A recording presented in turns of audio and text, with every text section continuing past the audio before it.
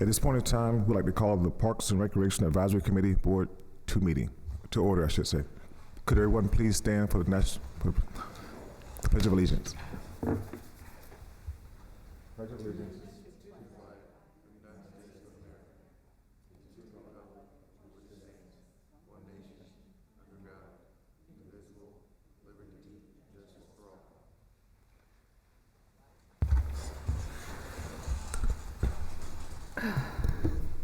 Roll call. Mr. Sims? Here. Ms. Webster? Here. Mr. Sunnycup? Here. Mr. Peschel? Here. And Mrs. Custis? Here. Before we go any further, Ms. White will not be attending tonight's meeting. Therefore, so we need to have a vote. Sunny would be vote in her place. Okay. Right. And also at this point in time, we'd like to welcome Ms. Nicole. I can't say you pronounce your last name, but welcome to the Recreation Advisory Committee. And it's a pleasure to be able to work with you. Thank you. So it's going to be a pleasure, I should say. Glad to be here. And at this point in time, we're going to ask everyone, have you had an opportunity to look over the minutes from the past meeting? If you haven't, we could take a few minutes right now to just breeze through them or go through them. And if there's any corrections, we'll approach them at that point in time.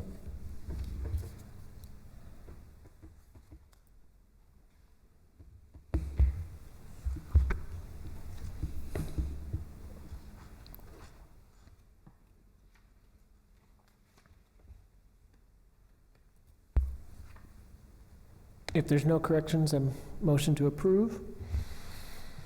Is there a second? Well, before we go to the first, have you had a chance, go. Joanne, to look at it? I wasn't here, so I feel Okay. like All righty. I can second it, but So have you had an opportunity to go over them if you Yeah. need to look at them to see what was said or spoken last time before we go any further? yeah, I'm good. So now we go with you, Greg. Motion to approve. A second? Second. All in favor of? Aye. Aye. So the minutes stand approved as written without corrections. Next on the agenda would be the unfinished business, and we can is it possible to get an update on the pickleball courts?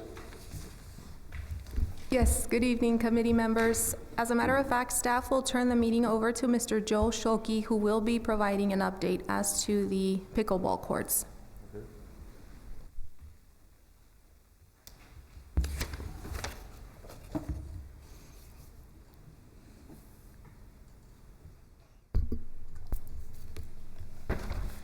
Good evening. Good evening. Good evening. My name is Joseph Schulke. I reside at 59 Blue Island Street, Sebastian, Florida, and I'm with the firm Schulke, Biddle & Stoddard out of Vero Beach, Florida. I was retained by the City Council under your direction to design pickleball courts here at Friendship Park. It's going through a lot of changes over the last year, and city staff has asked me to give you a brief update on what has happened with the pickleball courts. So I don't even remember the last time we met, but I think it was back in probably the spring or summer, something like that. And at that time, we were going forward with a project that had the pickleball courts, parking lot, driveway improvements, baseball field improvements, a gazebo, electrical, all kind of stuff. And I was given a contract by the city to go forward with that. And sometime in, it was probably September, August, September, city, we got probably about 30% through the drawings, and Joe Griffin had called and said put a stop to that for a while. And I guess the city, and I wasn't part of the discussions or the reasoning behind any of this, but they decided to not do any of the baseball stuff, not do the parking lot, not do the driveway, and just do basically the pickleball courts, 4 of the 8 pickleball courts, the earthwork for the future 4 pickleball courts, and no gazebo, so just the basic electric, for the lights for the 4 pickleball courts. So city gave me a amended contract it was the middle to end of October to go forward with that proposal. And I have put together, and I think, do you have an aerial, Marguerite, that's part of the? If not, I have this here, and I can hand these out for the record anyway. Here. Here's this. Yeah, I'm gonna hand one of these out to. There's a few more drawings in here, it's just for your information. One of them's the aerial, which you already have. And there's a couple more sheets. Thank you. that just show some of the drawings. Thanks.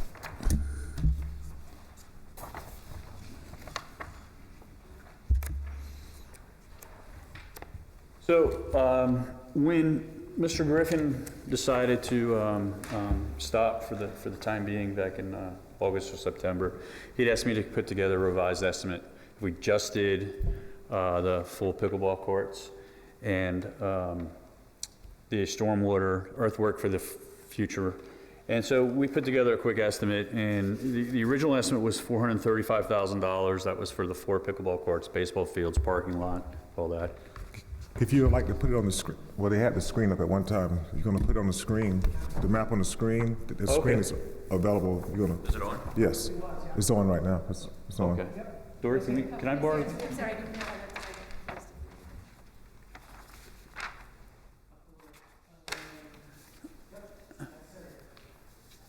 Oh, I see. Sure. Does that look good? Okay.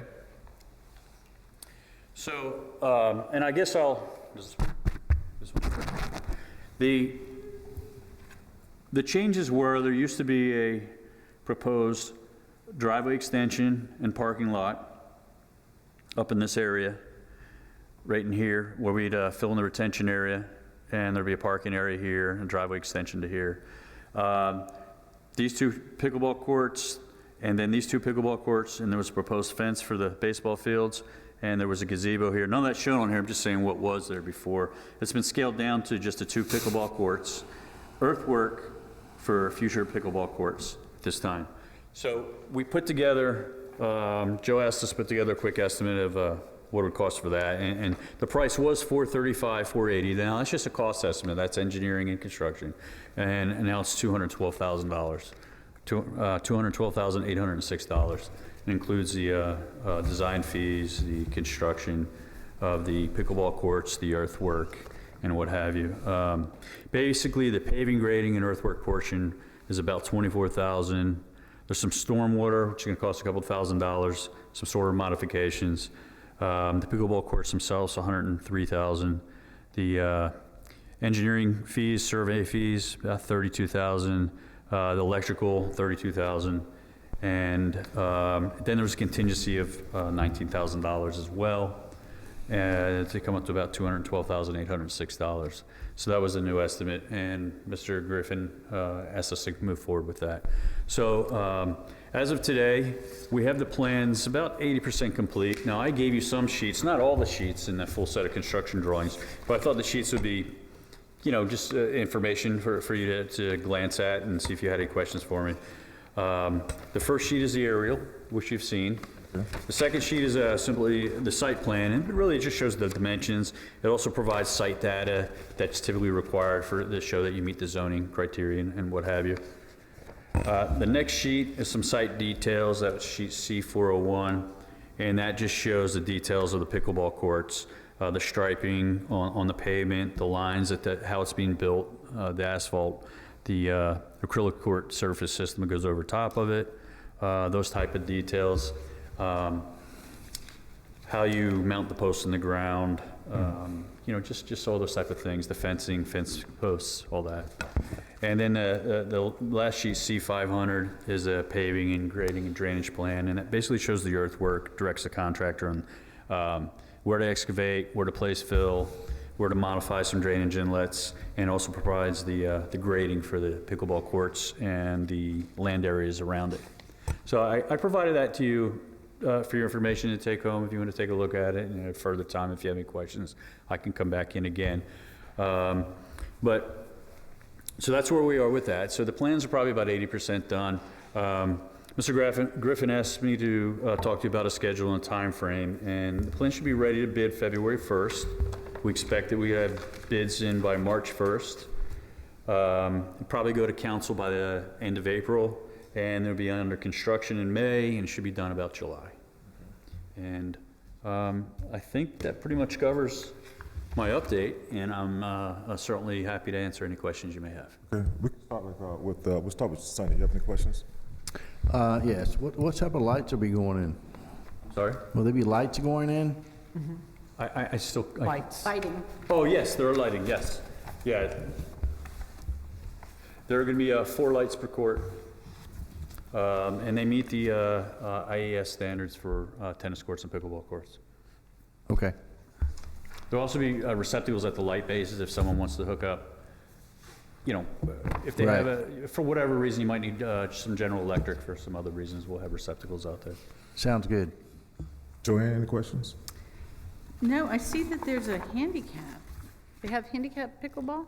Yes, they do have handicap pickleball. That's pretty cool. The court's not designed any differently, it's just the access. You make sure that the gates are large enough so a wheelchair can get in, and that the sidewalks are wide enough, and that everything's at 2% slope or less getting to the pickleball courts. But the biggest thing is making sure the gate is wide enough, especially because handicap wheelchairs, if you ever notice, typically, you know, the athletes, handicap athletes, if you will, their wheels are slanted, and they take extra wide space. So normally a 3-foot wide gate or door is considered handicap accessible, but when you're talking about recreation and sports like that, you want to have a 4-foot wide gate because of the way the wheels are slanted. Nicole, you have any questions? No questions. Good. Greg? Yeah, can you remind, what was the final resolution about the piece of property they were asking, like whether we had access to, which was at one point was talking about like the parking and emergency access. We were talking about there was that piece of property to the Yes, east side. Yeah, I can. Did we ever come to there's resolution on what was happening with that? Well, what happened is we did title work for the city, and it was determined that there's 20 foot of property from what everyone kind of thought was the city and church property line. It goes 20 foot further into the church, and that is actually owned by the city. So they own up to, it extends almost to the northern line of the tennis courts. I'll put this right here. Okay.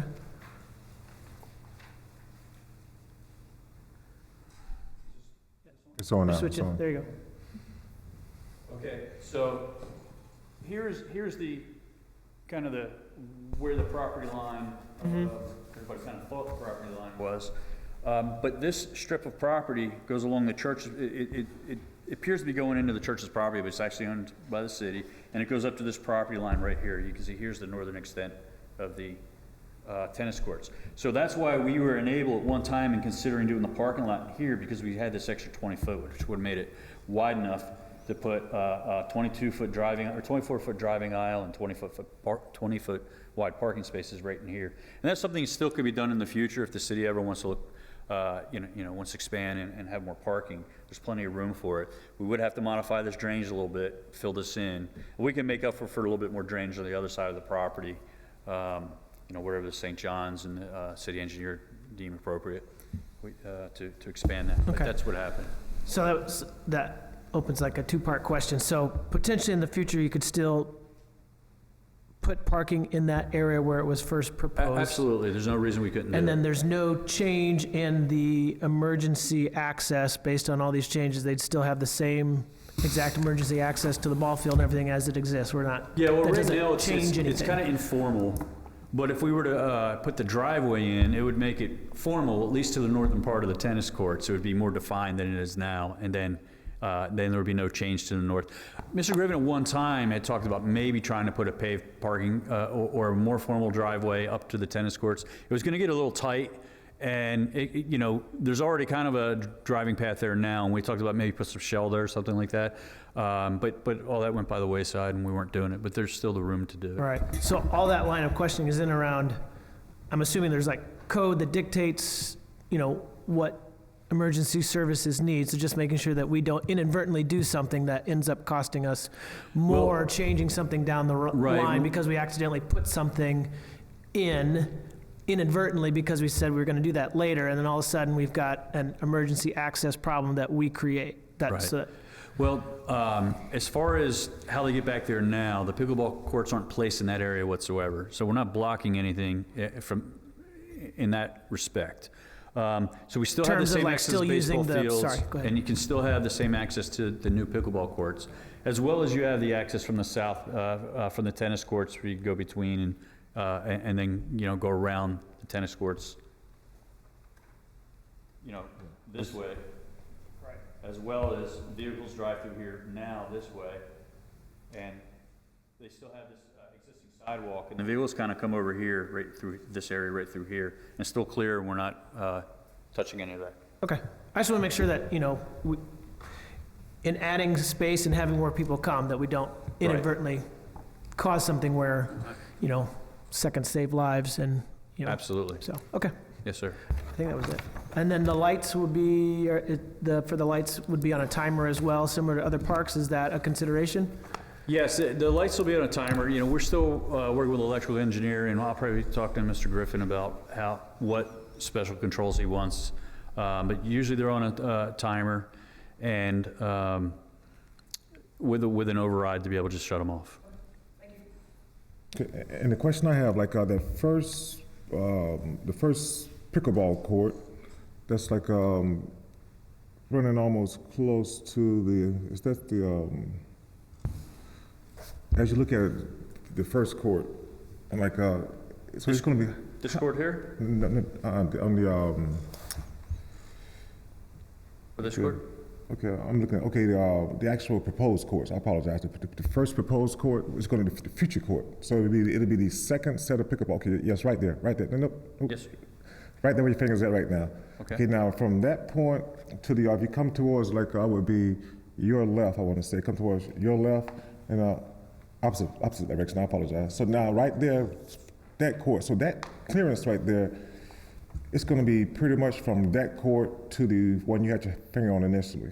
From here to here? Yes. So like, I see that, so they almost going to be what, close proximity? They're going to be about 10, 12 feet apart right there at that Okay. corner. So But here's- they have 8-foot fences Okay. on the back and for 16 feet along the sides.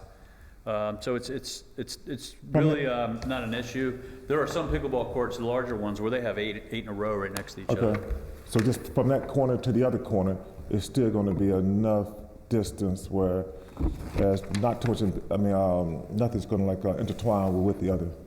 No, sir, and we're even showing a future sidewalk going Yes, yes, between I them see right the- here. I see the sidewalk. And then it'll go to here, like this. Okay. And here, and it'll come down to the restroom facility here. So the restroom facility you go over, it'll go along that court, and over this way to get to those two courts there. Just on that map, everything looks small on the map. Yes, until you yes, it does. see it. So, but everything looks fine. There's no further questions. Okay. Well, thank you for your explanation, and the maps looks nice and everything. Especially when you say the project will start in May if everything's approved, and then Yes. July it'll be finished. Yes, sir. Thank you, sir. Dory, I think this is yours. And before we go to the next item, with the public, okay. Yes. Yes, so before we go to our next agenda item, we're gonna close this part of our meeting and open up to the public for input on item A, which was the pickleball court update. So when you come to the podium, speak your name, address, and direct all questions towards the board.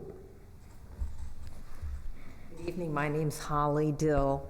What else did you want? Address, 11675 Roseland Road. So I'm not a resident of the city of Sebastian, I'm right across the street. And I was trying to review the plans from the TV camera over here as best I could, and perhaps this was reflected on the plan and I didn't see it, but I was just last week over in Naples, which is the home of the US Open Pickleball Championships, believe it or not, and they have 30 to 40 pickleball courts there. It's an absolutely amazing facility. So it gave me an opportunity to really look at the design of the pickleball courts and knowing what the city of Sebastian would be doing. So the one question I had was whether there will be fencing. I think this might relate to what you were bringing up, Mr. Sims, but whether there's going to be fencing between the individual courts. So there were two courts, and then there were two courts. And generally on pickleball courts, there's a partial fence between the two courts because it's a totally different feel than playing tennis, and it helps with the ball, the retrieval of the ball. So I didn't know if that was being proposed or not.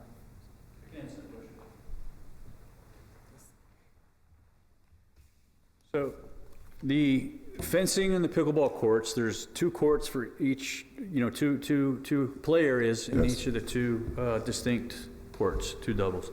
And they're surrounded on the rear and the back and the front, if you will, with 8-foot tall fence. An 8-foot fence extends 16 feet on either side, then it reduces down to 3'6" on the perimeter. On the interior, we proposed a 3'6" fence as an add alternate. And what that means is we're going to show it, but we're going to ask the contractors to bid it without it and give us an add alternate price to include it. We're being conscientious about some things like that, some add alts, including the type of surface that we're putting, more of a plain vanilla surface, and then it has a little bit of a cushion as an add alt. So that way, once we get the prices, City Council has the ability to either say, yes, let's do that, or cut it out, depending on budget concerns and what have you. But that's how we're handling a couple It of would those only things. be 2 fences to start off, right? Yeah, it'd be 2 fences in between, Two. 3'6" fences, and they'll go to within about 5 feet of the handicap access on either side. Yes. Right. It does. May I? Yeah, yes. Something else? Thank you very much. And it would be a tremendous addition, I think, to have that fence in there. The other thing I just wanted to mention, I don't know if this is done with the city, but when you finally get to the point where you're going to be breaking ground on the courts, or when the courts are actually open, I'm sure my friends who play pickleball, many who are within the city, would be most happy to organize some sort of an event, groundbreaking event or ribbon-cutting event, if you all do that. So I just wanted to offer that, because there's a great deal of interest in pickleball. It's growing, fastest growing sport in the country, they say. Pretty sure once we get to that point, I'm pretty sure someone within the city, we have numbers for you to be able to contact someone within the city about a project like that. Great. Thank you very much. Thank you as well. You're welcome. Is there anyone else from the public that would like to speak upon this item? Not seeing anyone, we're going to move on to item B. The item B is the playground repairs status report. Yes. Staff wanted to update the committee as to how the playground repairs have evolved since the last time we gave an update to the committee. So I included in the agenda packet an Excel spreadsheet that hopefully lists what items are still pending. Mainly, if you notice, it's surface and or ADA access. We don't want to do the ADA access just yet because we're going to have to work on the surface for 5 of these playgrounds. So it's something that's another item in this same agenda, which we will discuss later, but like I said, staff just wanted to give an update to the committee as to where we are with the playground repairs. Okay. Are there any questions at all from the committee? Does anyone in the public would like to speak upon the playground repairs? So we're going to move on. Next item is the Riverview Playground funding source. Yes, during the last meeting in September, one of the committee members, I believe it was Ms. White, she wanted some clarification as to which funds are used for what. This was when staff gave an update to the committee as to the Riverview Playground. That, I don't know if you've had a chance to go by, one of the new playgrounds has been installed, and we have another one that's for smaller children, 2 to 5-year-olds, that hopefully will be installed December 22nd is our target date. Ms. White had inquired as to which funds were used to cover this, and I had told her that because it was a brand-new playground, it would be through the R&R, which is renew and replace. She inquired then about the other playgrounds which we repaired, we had to purchase parts for, etc., and I had told her that it was through the Parks and Rec budget. I promised her and I promised the committee that I would come back once I got clarification from finance, and they say that yes, that because normal repairs are part of the normal course of operation, these projected expenses are budgeted, through the Parks and Rec budget. because that Riverview playground and the upcoming one is a brand-new playground that's going to come out of renew and replace. So I just wanted to give the committee that update and also inform them that as of this fiscal year, we've begun to allocate $25,000 for this type of expense. Some of our equipment is not new, and so we are looking ahead and now allocating $25,000 each year to cover for, I actually have it here.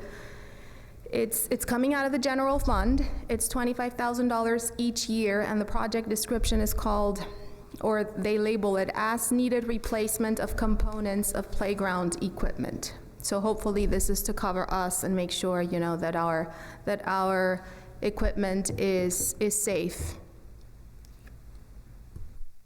You said it would be 25,000 each year would be allotted, or would that, so that won't roll over then? It'll be 25,000 for the year. It doesn't look like it's gonna roll over. Okay. Now, if you'd like, I can find out for sure. It doesn't look like it. The total amount after the fiscal year 2022-2023 is $150,000. Okay. So it might get rolled over, right? Because of that total at the end of Yeah, the so 22. The question would be, is it an established fund that continues to be filled? Mm-hmm. Right? Yes. And that if you're up, and after the upgrade to the parks, you would hope that if you're staying on top of maintenance, where you're not starting from scratch like we are now, then you're not going to deplete that fund, because hopefully you're catching things before they become. Exactly. We're trying to be Bad. proactive, yes. Right. So if it's an established fund that is in the budget from year over year, would be the question. And staff will find out and report back at the next Parks and Rec Committee meeting. Okay, and my next question would be, and then say we go maybe 5-6 years, money's not being used because all playground equipment is pretty up to par. Then at some point in time, if something else should happen, those funds could possibly be used to. I'm just. Yes. It's a very good question. I really don't know, and Okay. I don't know if they only did it through the year 22, 23, because that's to the extent of the budget. Okay. So, but I can certainly find out. It is specifically, though, I mean, in looking at the project description, it is specifically to allocate funds. This is what it says: allocate funds on an annual basis toward replacing rusted or damaged components of playground equipment in parks throughout the city. Many of these have been in service beyond their expected lifespan and need to be regularly inspected for problems and replaced immediately. So it looks like these funds also cover possibly inspections. Yes, which Right. is good, because some of the equipment in the past was rusted way beyond. So then, like you said, the equipment, sometimes it does last longer than what the expected time is. So we thank you for Well, that. I would think especially if you maintain it. Yes. And that would be a help towards But the making elements, stuff sometimes better. the elements, I mean, it's almost hard to, but the equipment does last. It's built to last a lot longer, so it's pretty good. And yes, and in like I said, in just reading this, it does seem like these 25 are also to pay for the outsourced playground inspections, which are very necessary, because this will keep us, on our toes and up to date as to the maintenance of the playgrounds. Thank you for that update. So are there any questions from the public about this item? I have a question. Okay. Yes, I apologize. Is that currently being completed now by an outside company, the inspections?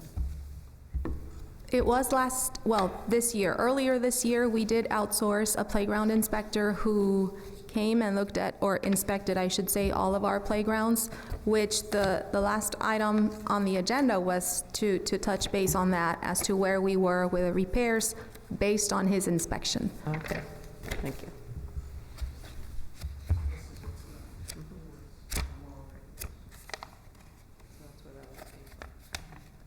Are there any questions from the board related to the, okay. Well, next we'll move down to the Treasure Coast Regional Planning Council update. Yes, staff met with Treasure Coast Regional Planning Council on November 28th. During this time, they presented us a draft of the parks element, and because staff requested that they incorporate some other things, they asked us for a few weeks to, update this draft, and hopefully by the next Parks and Rec Committee meeting, we will be presenting the committee with, what they've presented to us. Any questions for Margaret? No. Any questions from the public? Input on this matter, okay? Next item up on the unfinished business would be the dog park amenities, location, dog park layout.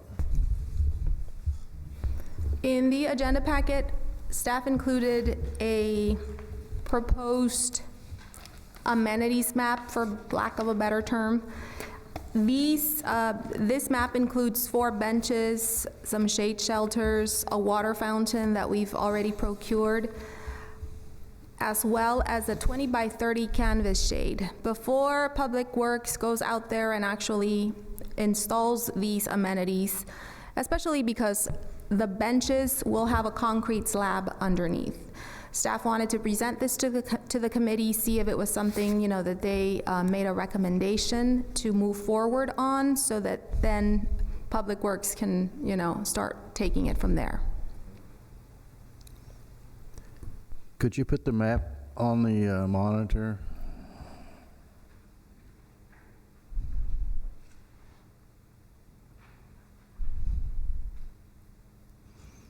Great.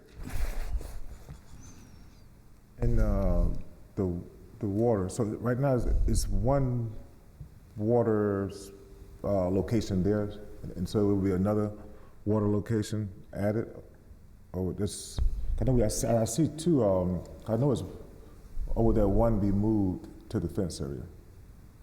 There is already a water fountain in the large dog area, and based on the water line, staff thought it was more, it was logical and more cost-effective to keep them both on the same water line. So what we did is placed it right across from the existing one into the small dog area. And so now when it'll be the slabs, where the proposed seating is going to be at, it's like it's a pretty nice location because you got both of them there.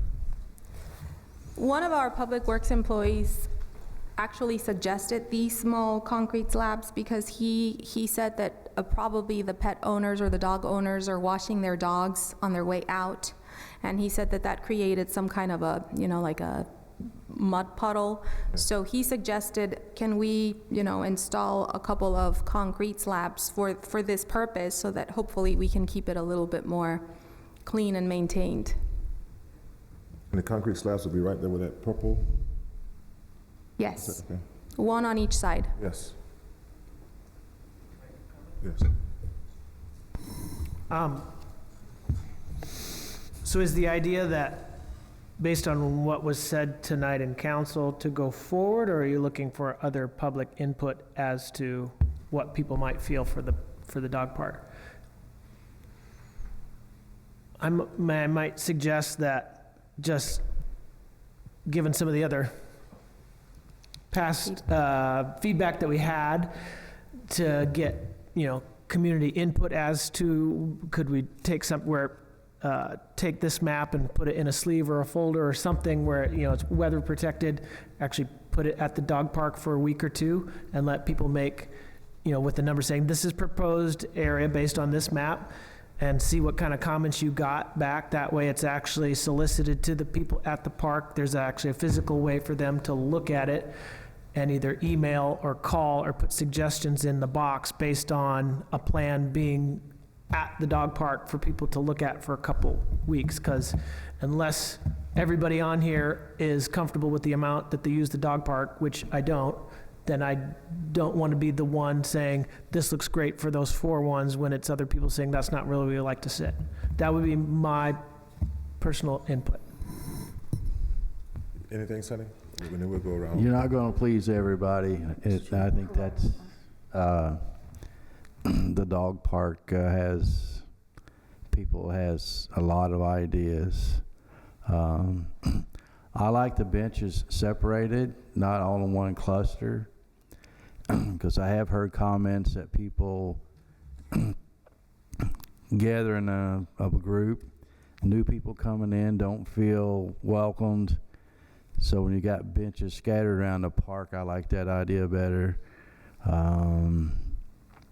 The water fountain, you have a small dog and a big dog side, and sometimes dogs chase each other, but to have the fountain right across from another fountain, it should be a few feet away on the other side. I feel when you got two dogs drinking in the same, looking at each other, maybe just a few feet difference, I think would save, would be the best idea, I believe.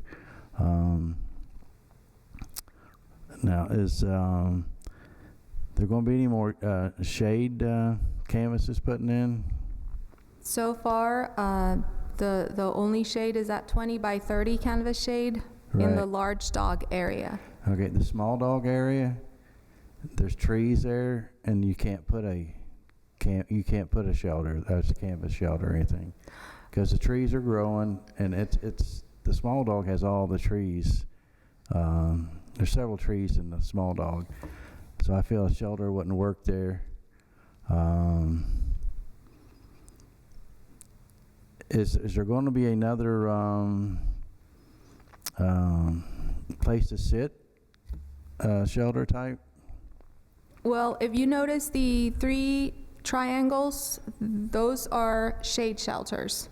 I think there's already 2 existing ones, and we're looking to install a 3rd one in the large dog area. Okay, the type of shelters that are in there, they're very difficult to get in. They really don't protect you from the sun. I would suggest a shelter with a picnic table, maybe a handicap picnic table. They're easier to get in. I know I have leg problems in the shelters we got, and we have seniors around here. They're hard to get in. But I pretty much like it the way the city's going here.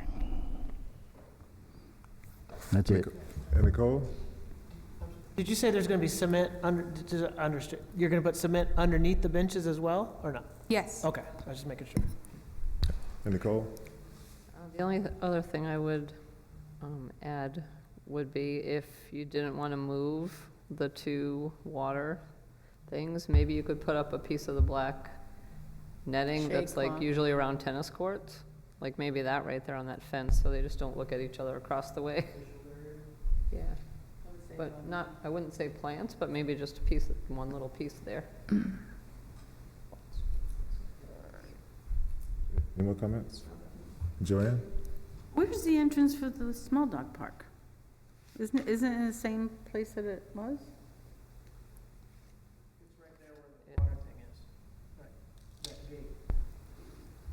There's a gate there somewhere. It's not on the map. It's at the front. When I brought my It's not dogs on there was a separate entrance. Right. Is it still a separate entrance? It's the gate's there, yeah. It's still separate. You can go from one side to the other. All I could say is that one bench looks like right where the the entrance to the dog, the little dog side used to be.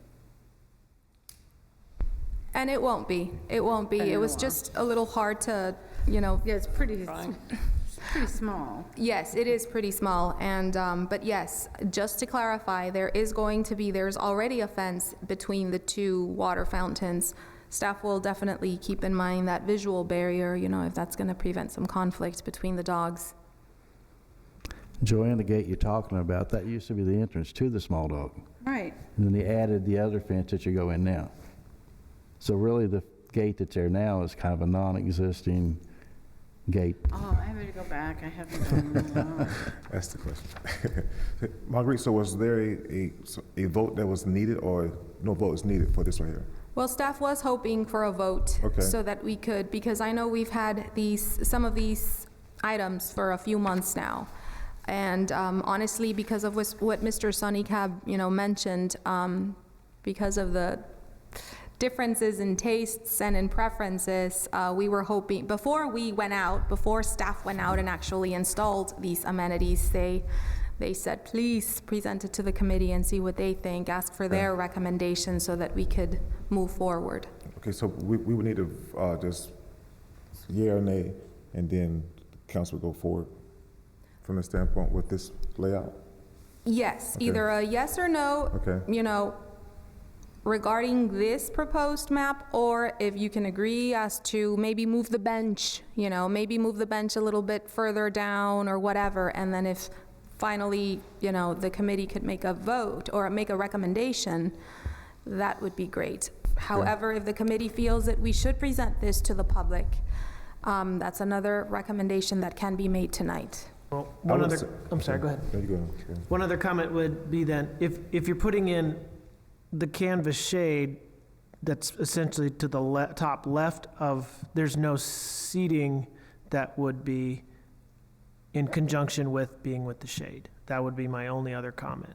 And I do agree, you'll never convince 100% of the people all the time, but you may get an idea, or you may see a consensus. If there's a theme, right, of the 20 comments you got, and 19 of them say, I'd like to see seating over close to the shade, then that's an amenable thing. That's my only comment of not necessarily trying to please people, but to get input from the people that do use the park. That would be my one other comment. And if we're not gonna do that, then there is no seating over near where you're putting a 20 by 30 canvas shade.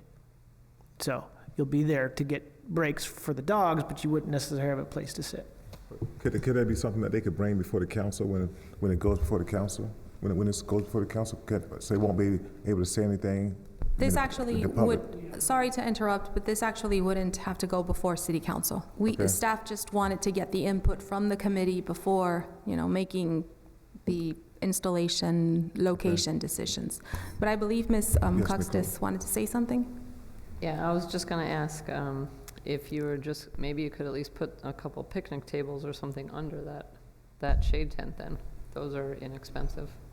And is it going to have a concrete pad under that structure?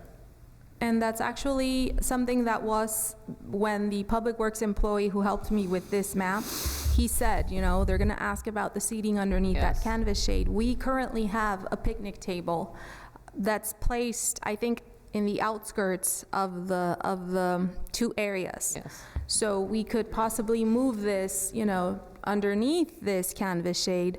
And if so, I would think that for maintenance purposes, they would probably do a concrete slab underneath so that it's not movable. Better. Yes. Okay, so if there's no further question, is it possible to get a motion for this to be approved with the added areas of, if we can get a motion for this to be approved with the added information, like the picnic tables and stuff like that, and then we get a second. I'll make a motion that we accept this plan, as is actually, but if you want to put a picnic table and a slab underneath, I think, I'm just making a motion, aren't I? Sorry.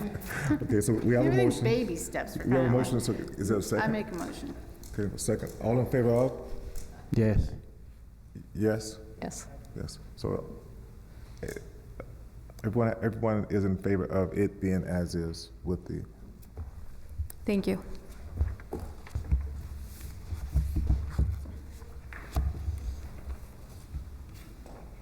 so would the public like to speak on this matter? Anyone from the public want to speak on this? Okay, so there's no one that want to speak, so we're going to move to, now we're going to open it up for general public input. So when you come to the podium, please address the board by saying your name and address.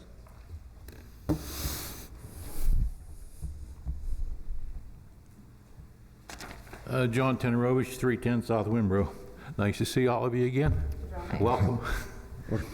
Has anything been done about the parking lot yet, the dog park, as far as redoing it, And a walk path It was all grassed over. They were supposed to spray it. They haven't sprayed that yet, I don't think either. Okay, So that's my 2 questions for that, and I'll come back up later. okay. Thank you. Marguerite, so to address the parking lot and the grass, has those issues been addressed? As far as parking in the dog park, I know there have been some suggestions, but there really haven't been any plans to update it. I know we checked, I don't know if the committee recalls, but earlier this year, a few months back only, we checked with the city engineer at the time who did an ADA inspection. He said that the number of handicap or ADA parking spaces compared with the rest of the parking spaces was good. I believe it's a ratio of 25-1, if I'm not mistaken. And so there really haven't been any plans to update the parking lot at the dog park. And as far as the spraying, I can certainly look into that. Okay, all right, thank you. Is there anyone from the public that would like to speak or anything going forward? If not, we're gonna close this portion of the public input section. So our new business is a residential fence consideration and fence quote. Yes, this item was actually requested to be placed in the agenda by Mr. Sunnycab.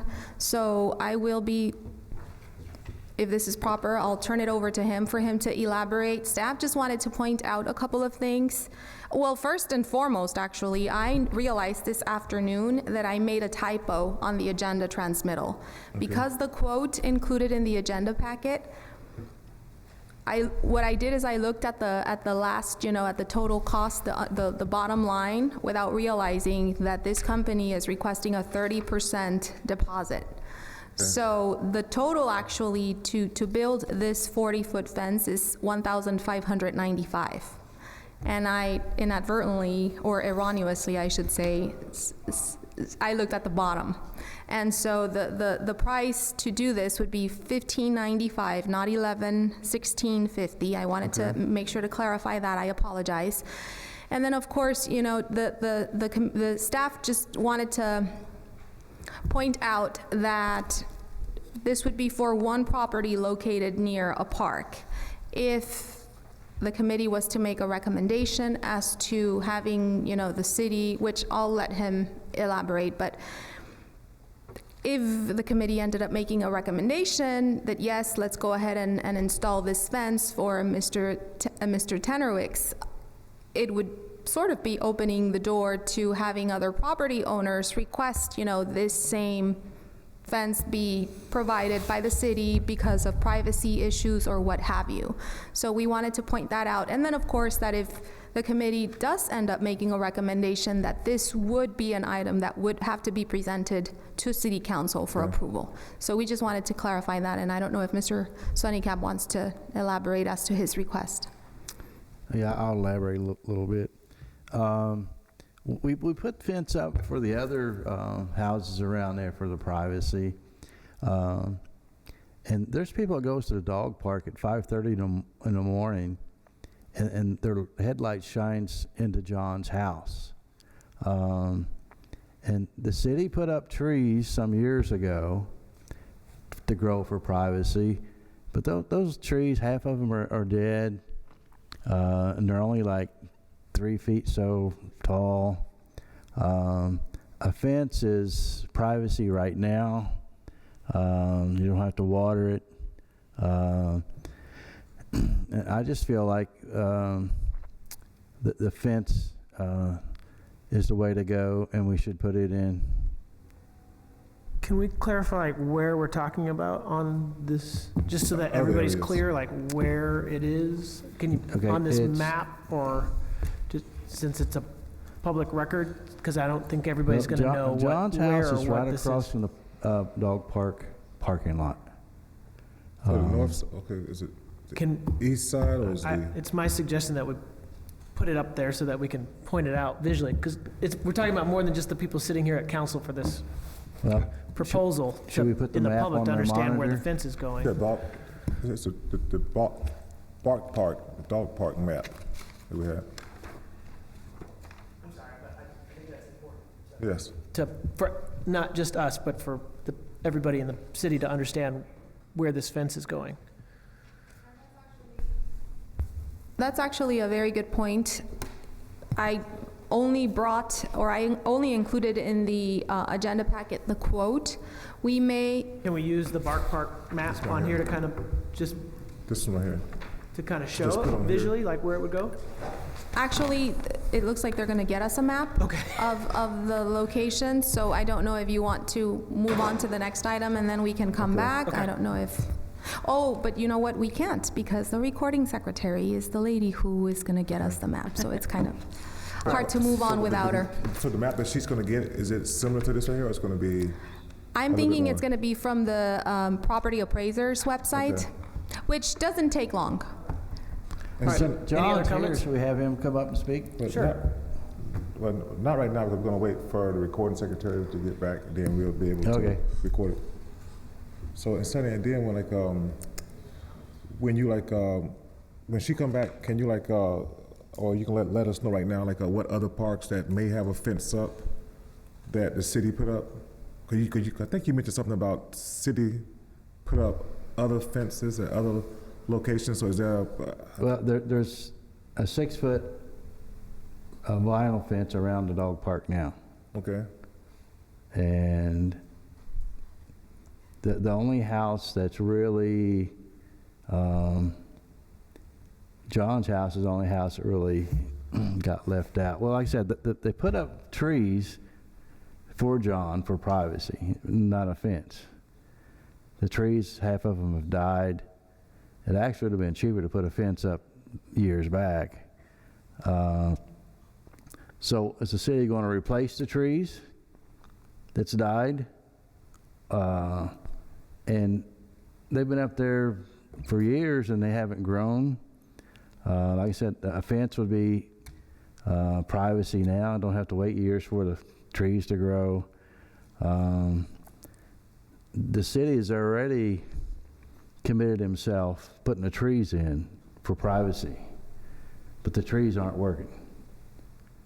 And then, like I said, they put up fence around the other part of the park for the houses that surround it for privacy. So that's the reason I say that I think Those are that's the fence that's right next to the chain link fence, right? correct. Like, they're right there.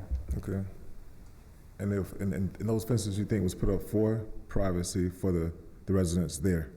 The trees were put up for privacy, and what the white fence was put up for privacy because there's houses right There. on the other side of the dog park there.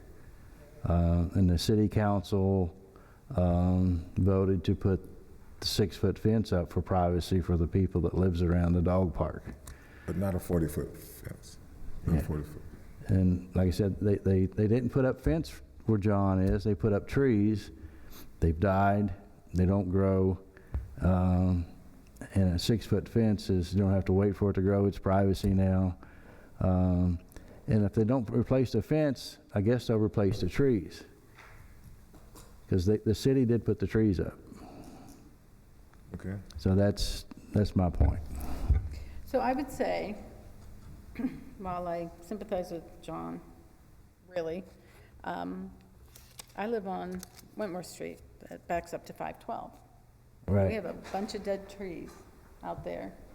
And while it is the county, it's the same idea, is I'd like to have a fence. I'd like to have a fence that blocks out 512 from me. Right. I'm not gonna get it. Right. I have dead trees Like, I mean, that they don't, Well, we've already put a fence There. up, the vinyl fence around the dog park for the privacy for the people.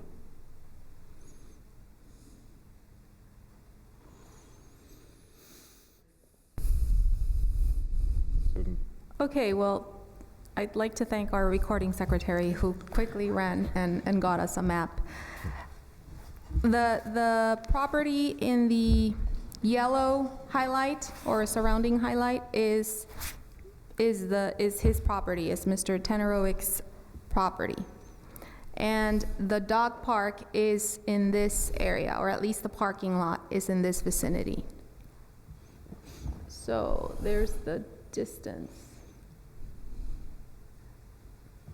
And then there's these other houses, right?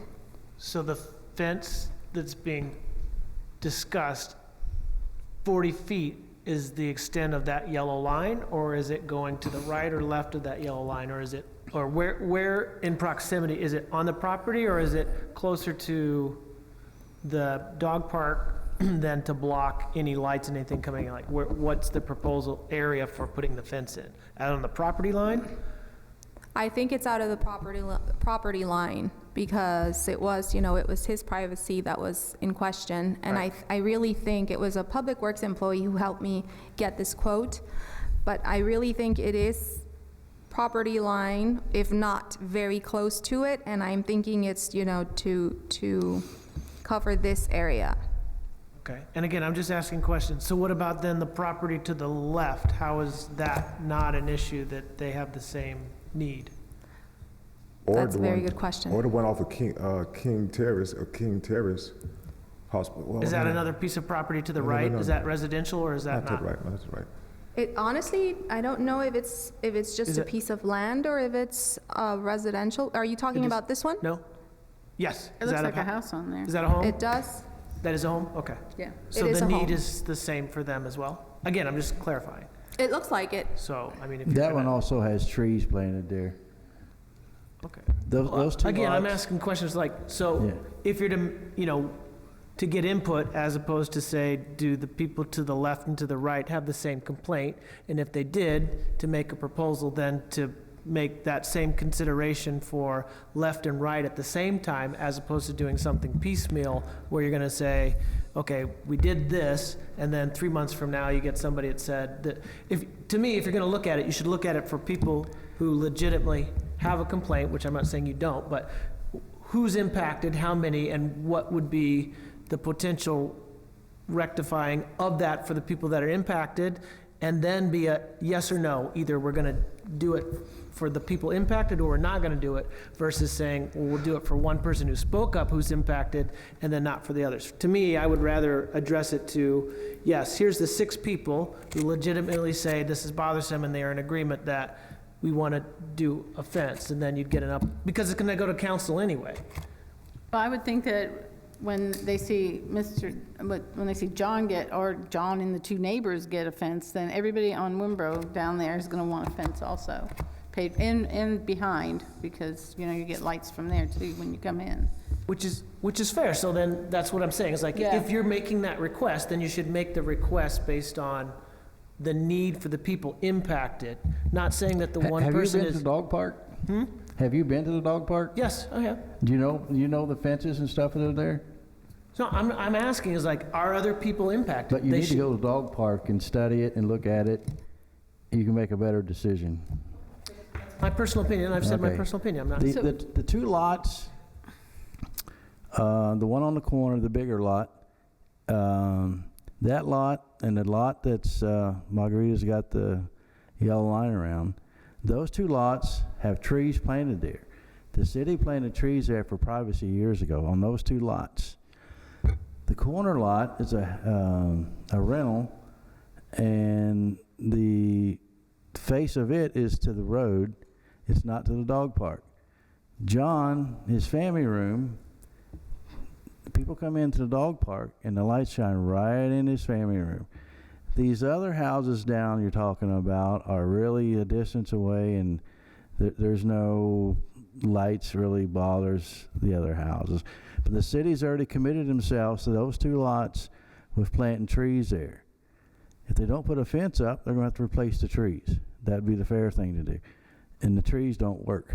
So that's my point. But could it be a different type of tree that may work at some point in time? Because I know due to the weather and the unforeseeable weather conditions, it kind of deteriorates things over a period of time. The So by trees- that being so, like, I'm just The thinking trees outside. didn't, in the summer, it's hot, there was no irrigation, they died from no water. You got hurricanes, it's, I mean, but then if a hurricane comes in and blows the fence down, then it's another replaceable problem. Who's going to replace that? Would the city have to, in return, when it falls down, which could possibly happen, falls down, because if it's going to be like a 3D fence, it can possibly happen, fall down. So now the city have to pay another fee to get it replaced yeah, also? we went through hurricanes, and the fence they put up around the dog park are still there. Yes.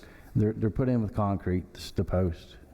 What about putting the fence close up to the parking lot? Or putting trees up at the edge of the parking lot so that, At the bar park, yeah, yes. when people pull in, there's trees and they're gonna block The projection light of the lights outward. off the parking lot. Yes. You know, you have it up there, or put a fence up there.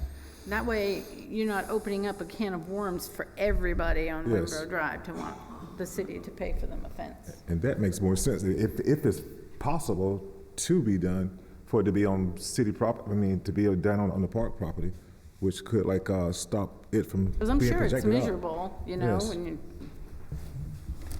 So, could that mean, I think it make a lot of sense, but especially now, if that would happen or could happen, it wouldn't open up a can of worms for anything in the future, I would think, if it's feasible to be done.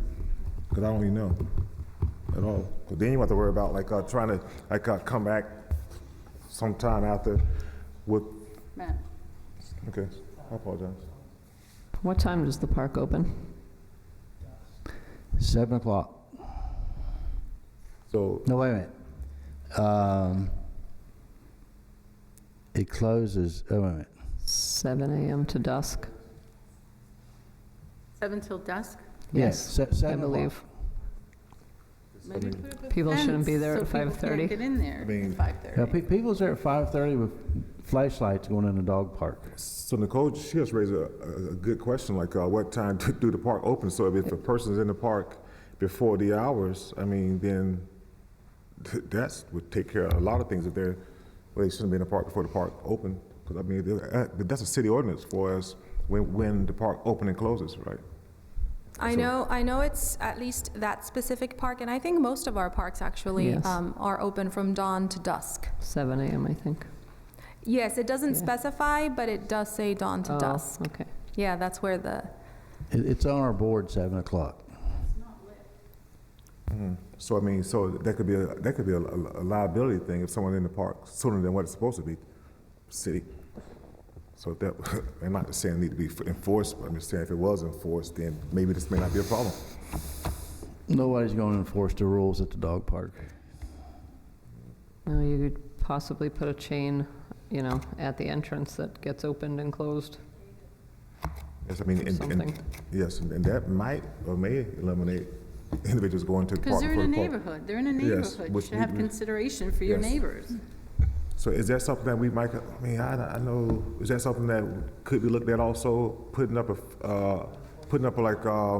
something, I haven't been in a while, so is there something that keeps individuals from going into that park before it's open, or is nothing No. there? So that's something that we can look into maybe, that might be the cheapest way to be able to, not to say we're looking for a price or anything, but Nicole, you brought up a real good question.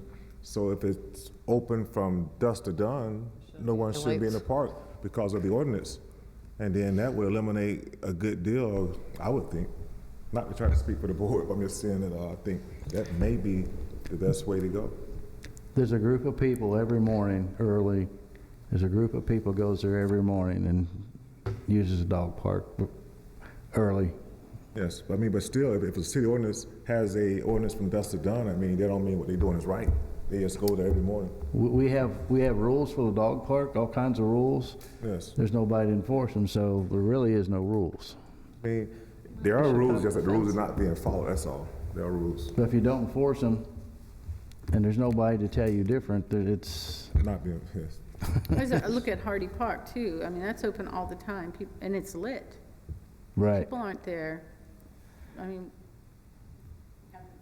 to put up fences because people are driving in with their headlights, I think I'm in agreement that there should be an alternate way to give Mr. Tenderowitz some relief without having to put a Yes, fence on the 'cause, whole road. I have another question. On this, this drawing, it also says proposed viburnum hedges at the parking lot, just like you suggested. Could they make sure that they are tall enough to cover streetlights? Because that looks like it's right at the parking lot where the issue, lights shining that way, would be. That right in itself could prevent any headlights from shining that way if it's tall enough. See where it says proposed viburnum hedges at the edge of the parking lot? Yes, and actually, I will look into this because Ms. Bosworth, who's here, brought up that point. Proposed hedges were included in the original plan. Yes. So if they're not tall enough, maybe that's, that's a more feasible alternative. Make them like 6-foot tall hedge. Yeah, But so, but even with that, at that location right there, possible having a fence installed right there on property may eliminate the problem also. It may eliminate the problem, not to say it will, but it may eliminate the problem. 'Cause if the hedges, because it may be feasible for however long the hedges are gonna be and a fence to be put behind put behind the hedges to block out light from going forward also. although I don't know if the fence would, block the lighting that Mr. Sonny Cab is referring to. The hedges might, right? If If the you problem get is the the right light type of- against Yes. the property, Yes. then maybe the tall hedges would. Now, I don't know how feasible this is, especially after we procured all these benches and water fountains, but certainly staff can look into it and report Yes. back at the next meeting. Okay. So, and this was an item that needed to be voted upon tonight? Or was this a voting? No, the only thing that we were going to request a recommendation on was to whether or not to present the purchase of this fence Okay. for this single property to city council. But being that it looks like the committee wants to look at other alternatives, that's what staff will work on. I'd also like to hear public input before I say anything else. Okay, but before we open up the public input, No, I mean, just Okay. going forward. yes. So Nicole, you have any questions about bringing the ideas we just discussed before staff? So is that a yes or no? We can have a question. So I'm just questioning the actual board staff members, so we can have the staff to look at it further before we make a decision about purchasing that fence. So we all trying to get a consensus about staff going and further pursuing. I would say, yes, they should definitely look into a tall and thick enough hedge to block any light. I've seen hedges like that should do the trick. Greg, you have any comments about? Yeah, as I stated, I'd like to hear input from other people that are potentially impacted, so that to know whether my suggestion is for a bigger solution or an individual solution, and then some of the other considerations so that I know what some alternatives are. Okay, so is that similar to what Nicole just said about it going before staff? Okay. Sonny?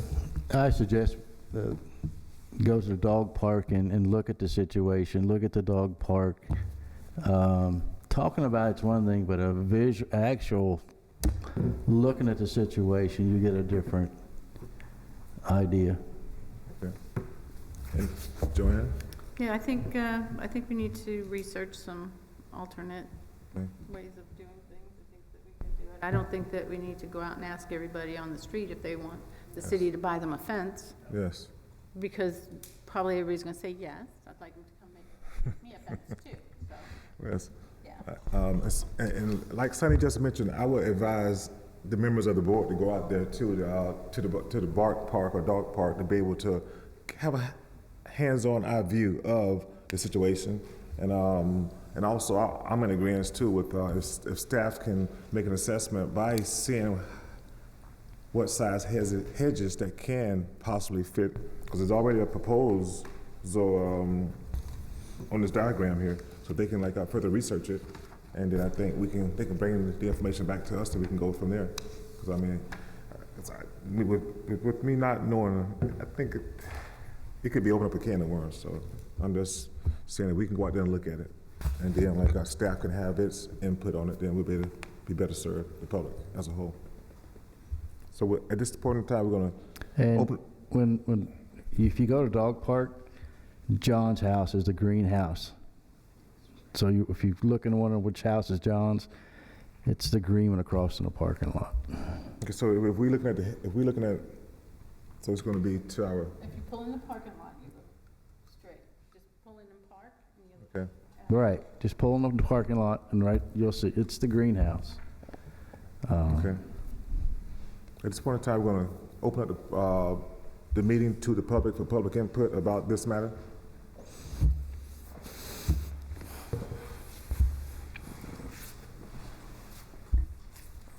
John Tenrose, 310 South Winbrook. I know it's going to cause this much problems. The dog park was put in, what, 7 years ago, I think? At the same time, the shrubs were put in behind my house and a duplex to my right, which is the corner lot. Now, his lot has no windows on the side, so he doesn't face the dog park.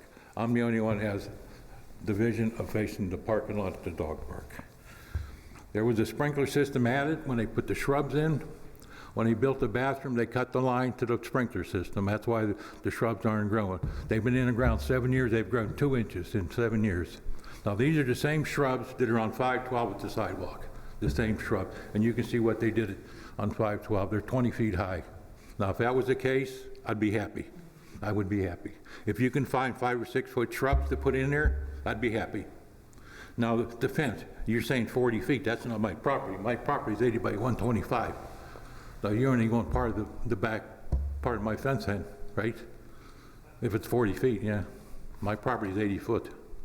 Yeah, so they're only going to take it halfway. Is that right?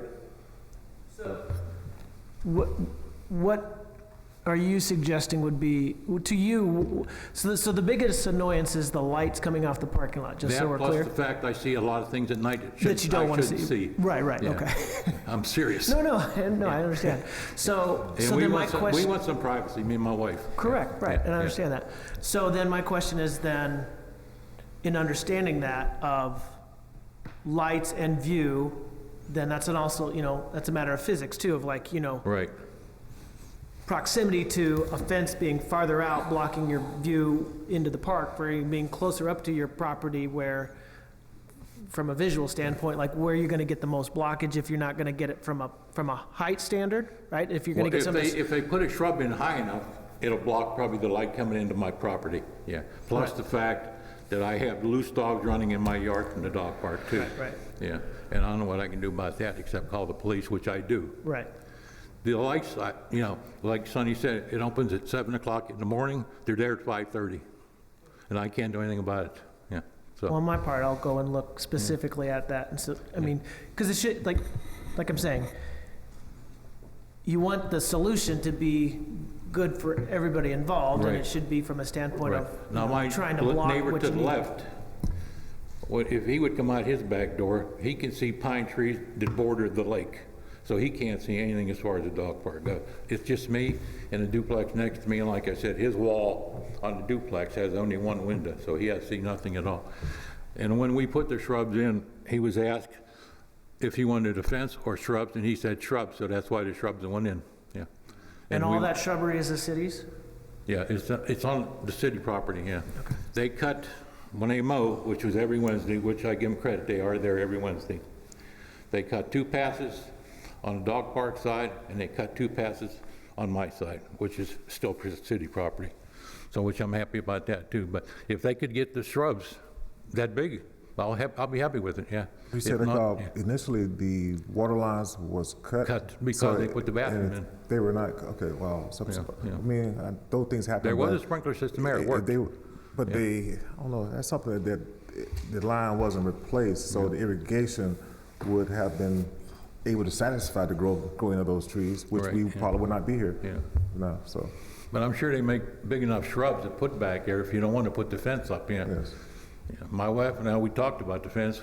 We don't like the vinyl fence because it gets filthy with mold and yes, stuff like yes. that. We would like, if they're gonna do a fence, it would be shadow box, but it still gets filthy anyway.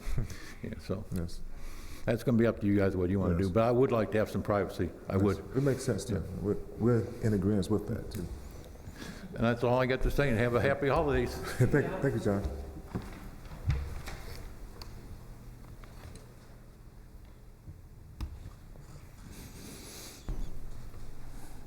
So, item B is the playground surface options, and it's the product and the price comparisons and specs. Marguerite, would you want to enlighten us on that?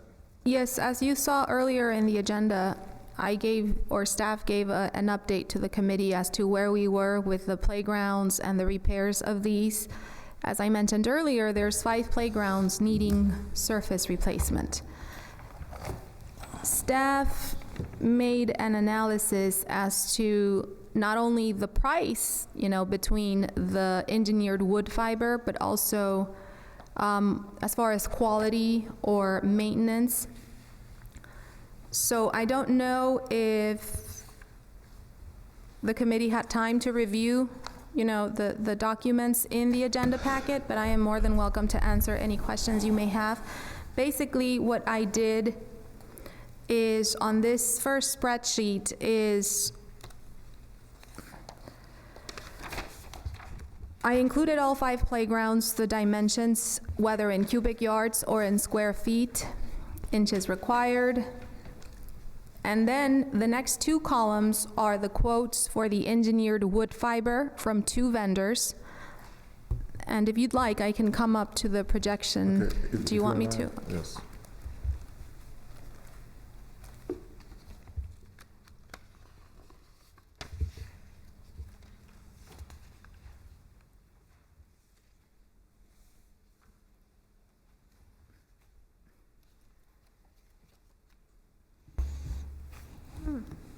It's a little bit too dark.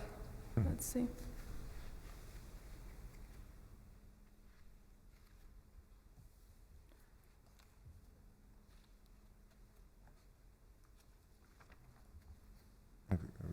There we go. Let's focus.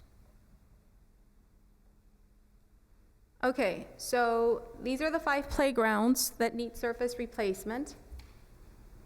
These are the dimensions, cubic yards or square feet. I don't know, this is not too visible, but at least you can follow with me. The engineered wood fiber first quote, which is approximately $23,624. And then the engineered wood fiber second quote, which is about $21,465.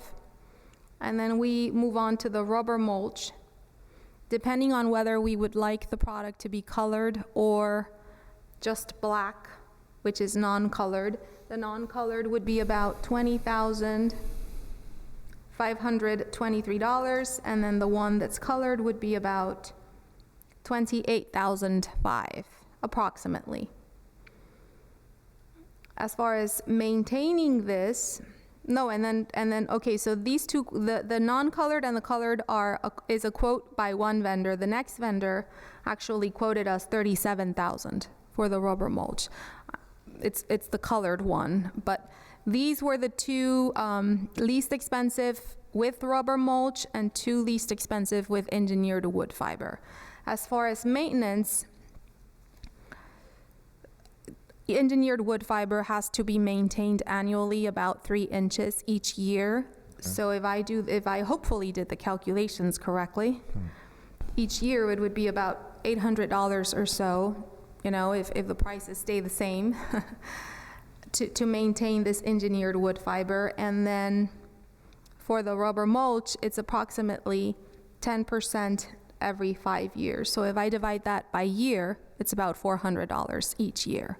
So staff worked on this, not only on this, we felt it was important to include,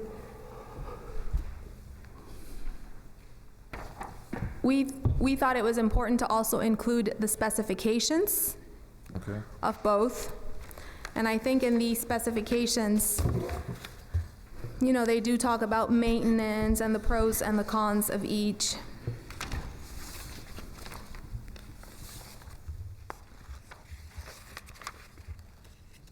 And then I went ahead and included the vendor quotes, which I just talked to the committee about.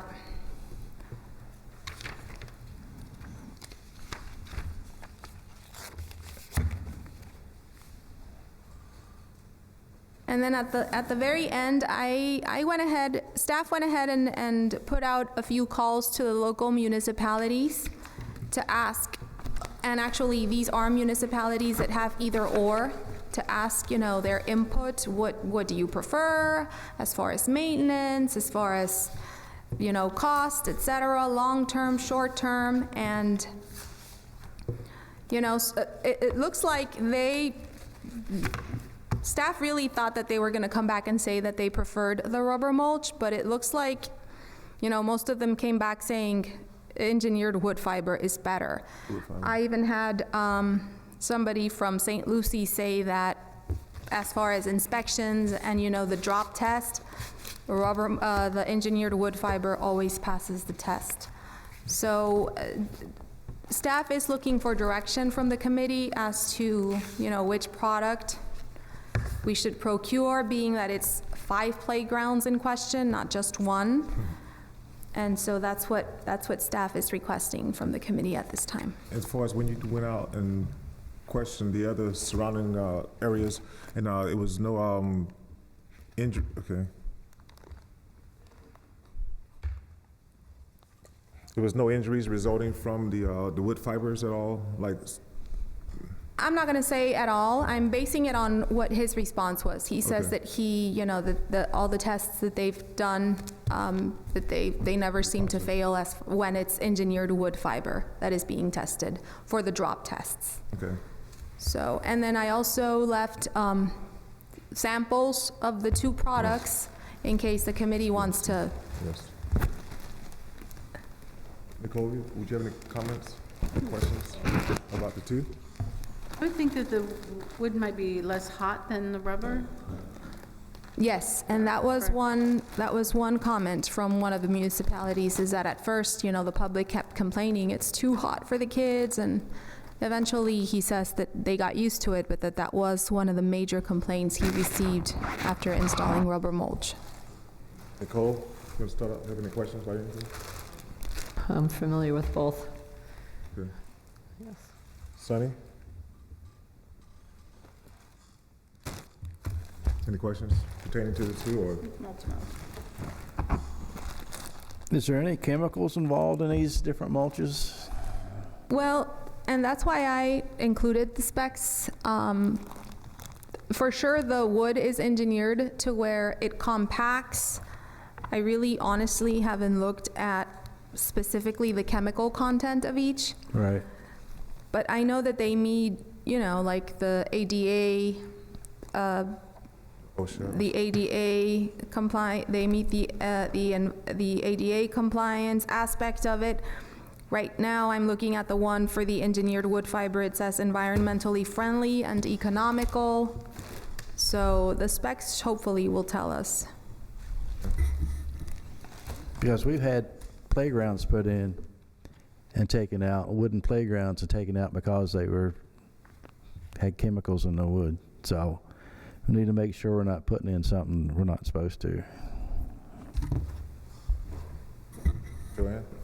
I'm good with the wood if it's less hot. Because most of, like I said again, a lot of the parks that we have now a lot of them have wood. And the only one that did not have the wood per se was the pirate ship. At the Creative Playground, the pirate ship had the plastic, the rubber chips. It was there. Yeah, some of our playgrounds, including the ones that are in question tonight, actually have sand. Yes. So some have sand, some have the pour in place, which is very, very expensive, that needs to be redone because of some patches. And we've asked, to come and repair these patches. It's no longer the case. It's got to be completely replaced. So we've got different surfaces in the different playgrounds. So, Greg? Yes.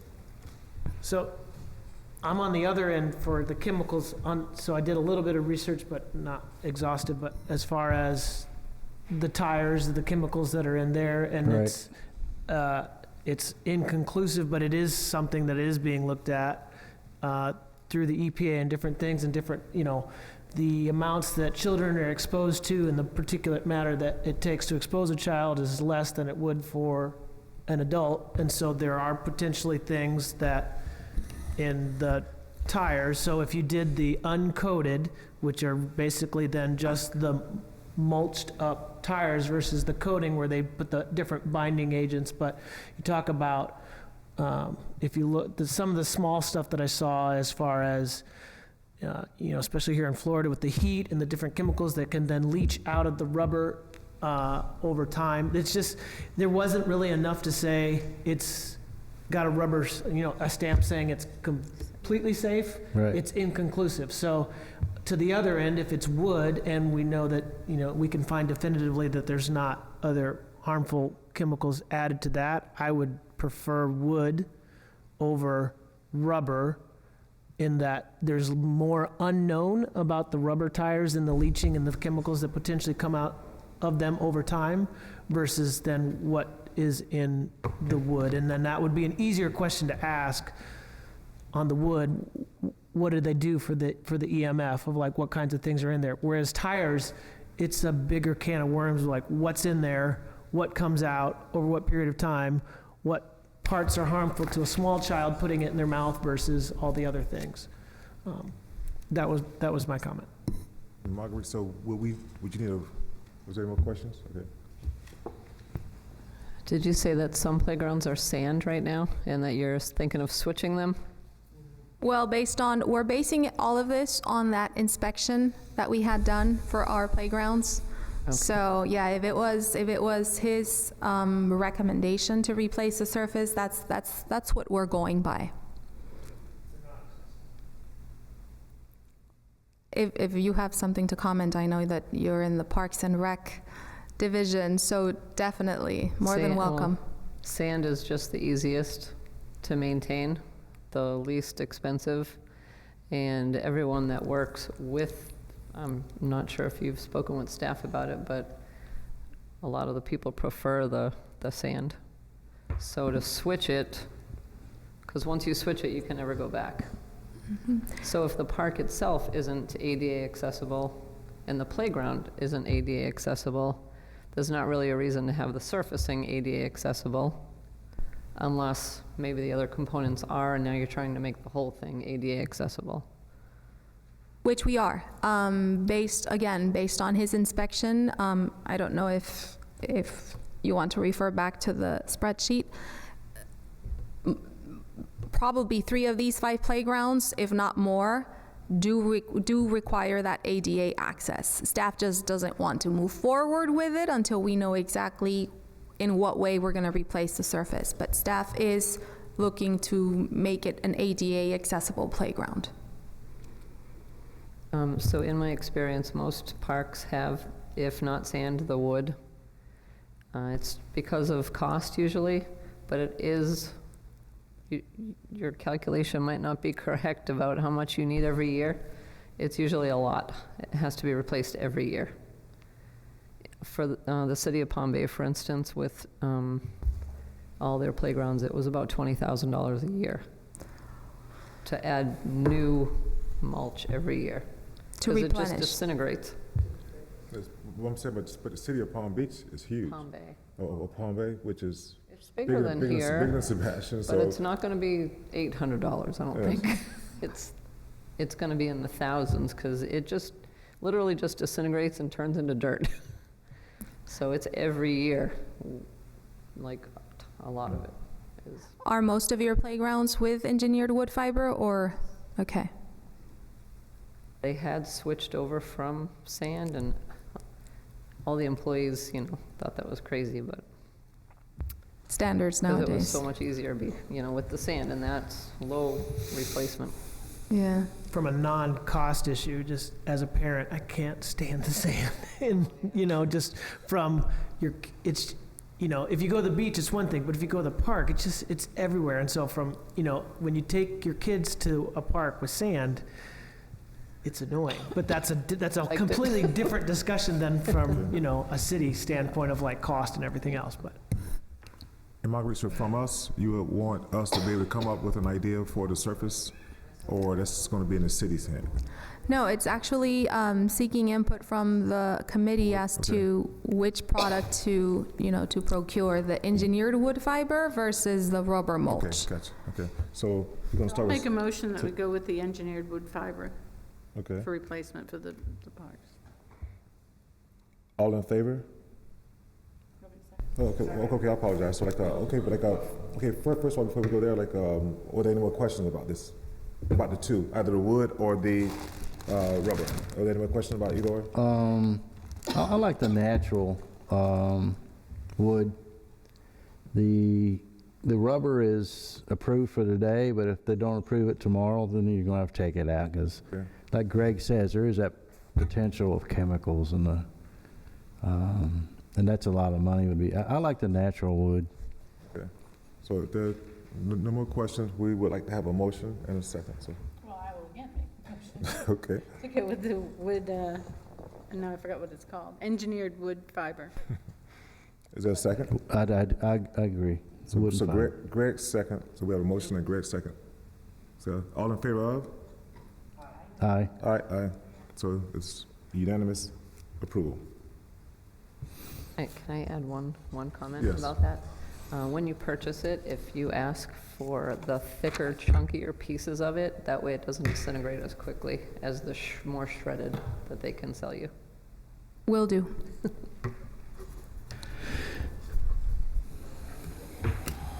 The next item will be the sponsorship request for special events. That's from the Vero Beach website, or? Yes.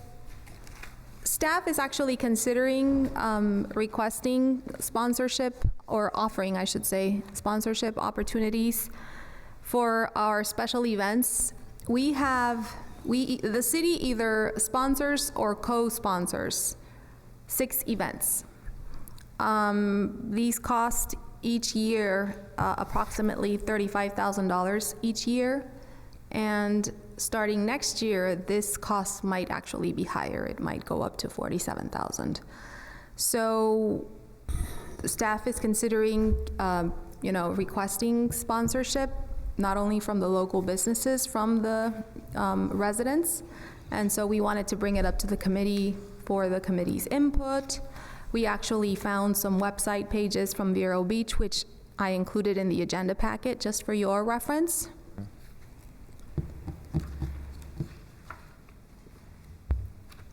So, I think it's a great idea. Greg, you have any questions? or What comments? are the events that we have now that are running, that are up for the sponsorship? Well, the city sponsors fully the Easter egg hunt and the Halloween costume contest. As far as co-sponsors, we co-sponsor, I should say, co-sponsor is a very important word. The clam bake, the 4th of July festivities, which include the fireworks, which is actually one item that's going to be in the, it's already included in the city council agenda for this Wednesday, because the contract had to be renewed. We got one bid, and the council's going to vote on that. And we do we co-sponsor the Pelican Island Wildlife Festival, the Sebastian Fine Arts and Music Festival, among others, totaling 8 total. But like I said, 2 are fully sponsored. Relatively inexpensive, these 2, the Easter egg hunt and the Halloween costume contest. But in sum, it is a good amount. So we just wanted to get input from the committee as to what your thoughts were. Joanne? I think it's a good idea. I think so too. Sonny? Good idea. Nicole? I too think it's a good idea. I mean, I think it would save the city a few funds also going forward, which, especially if they've been covering it for such a long period of time. People want to get their business out there, Yes. or, and be known for contributing. Yes. And then like doing each of these events, I know that it's still the stage is put up, a lot of the events, the stage is put up, so those sponsors would be recognized, like this sponsor helped to sponsor XYZ event. So it seems like, it's a great idea, and everyone seems to think it's a great idea. So is that a voting item we need as well, or so? No, not really a recommendation, but input Yes. from the committee as to what your thoughts were. Yes, great idea. Thank you. in the parks maintenance schedule, the maintenance report?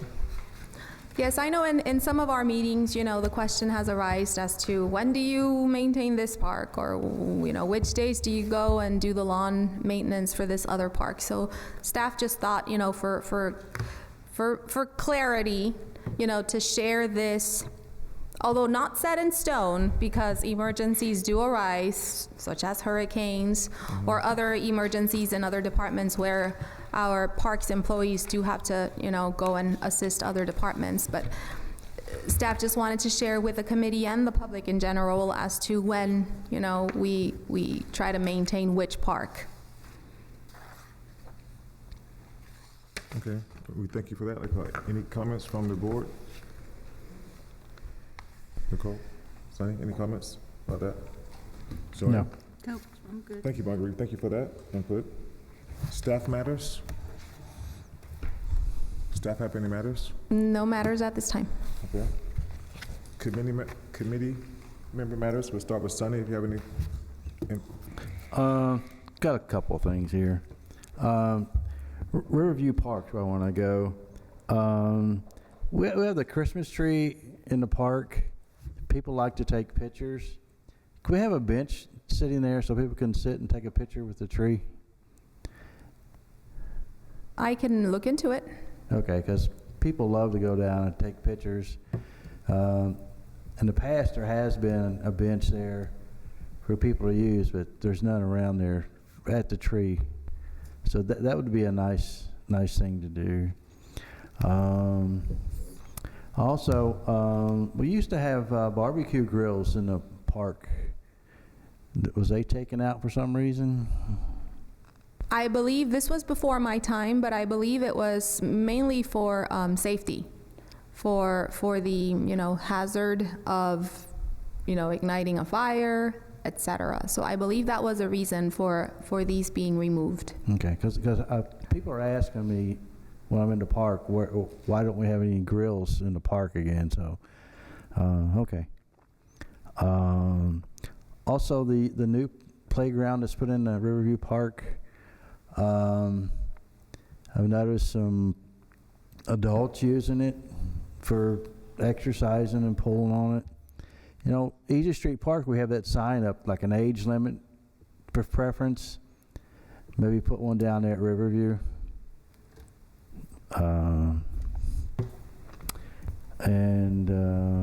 Also, when I got on board here, I was supposed to get some Parks and Rec shirts. Is that still something you do, or what? I can definitely look into that as well, and I've made a note as to the age-appropriate sign for the playground. I think it's a good idea, so I've made a note, Okay. and I will look into the shirt. Well, if you get the shirts, it's an XL.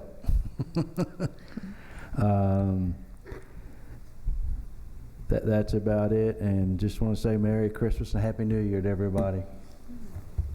Joanne? I had somebody with the baseball from Barber Street say that the fields are kind of a mess. I'm going to go up and check it out. Who maintains those now? As far as the fields, we do. The city does. I know the city does, but who's in charge? It should be, we actually have two, and hopefully I've included that in the maintenance schedule, right? If not, It's the back page, last 2 pages. I know that we've got 2 employees who are there permanently, Okay. looking after the maintenance of that big property. So I can definitely look into the Yeah, I'm fields gonna over go there. up and, I told them that I would meet with them and walk around and see what needs to be done and just have a list, so. And that was it. Nicole? Merry Christmas. No, I don't have anything. Thank you. Greg? Regarding the tennis courts at Schumann, court 3, one of the lights, I think I was on there the other day, it didn't seem like it was turning on, so we can just check that, whether it's having to do with the timer coming on, or if it's just got stuck, or if there's any. And then this was a question, didn't we resurface those courts at Schumann in the last 5 years? Weren't those done? Or not? So my question is, when was the last time we surfaced those? Because they may need to be put on the future books of having to be resurfaced. And I'm not exactly sure what that composite is. It's kind of like a, Asphalt type. there's fibers in it. It's almost like I mean, there's cracks, and you can see, it's almost like kind of like a cement fiberglass composite. I'm not exactly sure. It's recycled, Yeah, so and the city has tons of it. it's starting to look a little worn on courts 3 and the tennis courts, and I can imagine, I wasn't able to get on the pickleball courts, 'cause the pickleball courts are used all the time, so I know we repainted them as far as putting the lines down for pickleball, but we may want to take a look at the actual surfacing for Schumann, and get somebody who's better aware of like what's the lifespan of that, and is that something that we might need to potentially put on the books, because they're looking a little worn. And that was it. And Marguerite, going forward, whenever they have any special events like the Halloween contest, can you make sure that we know about that? Because I had an opportunity to be a part of it, and thank you for your invitation. It was, for those who did not go. It was enjoy fun. It was Yeah, very, very it was fun. fun. So if you have any activities like that where you're in need of judges, I'm pretty sure if you don't mind sending out invitations to us, because like, it was great. I really had a good time, so it was really, really great. I Well, really good. look forward to the next year. Thank you, and your help was very, very helpful, so Yes. your help was very helpful. That doesn't sound right, but I appreciate it very Yes. much, and definitely I will keep that in mind, I promise. Okay, because we had Joanne and Sonny couldn't make it, so his son was there. Yeah. I and the other Joanne was there as well. So we had a All the really good time. Really good time. So I have no further questions. As always. Matt, I've got one more thing. Okay. I forgot, and I think it's important. We have signs at our parks, the names of the parks. I was at, I think, the park at Periwinkle. There's water there. There's no sign for the park, the name of the park. Blossom Park doesn't have a sign. There's water there. If there's an incident or something, I think, where do you call and have people sent to? Also, Schumann at the boat ramp, there's no sign there, and there's, well, at Easy Street, there used to not be a sign. Kid got his hand caught in the playground some way, and they had to, anyway, I think for a safety thing, especially the parks with water, should have names of the parks, signs there. It was brought up some years ago that it was going to be done, but never got done. But especially the parks with water, if something happens, I think we need to have assigned names so you can call, hey, I'm at Blossom Park, or I'm at wherever. And you know, we got some nice parks in this city, and they should be named anyway, I think, and have signs. That's it. I have one, sorry, because it just popped, you're talking about Halloween. I wonder if you can do like, for these events, like maybe Easter and Halloween, I was taking pictures and wanted to give them to you, but we were unsure about if we could use them or not. So I don't know if maybe we could find out if we could do something like that, or if we can have something that people sign when they sign their kids up, something like that. That's it, sorry. Okay. If there's no further comments, our next meeting will take place on January the 22nd, 2018. If there's no further questions, we consider this meeting adjourned. Good night.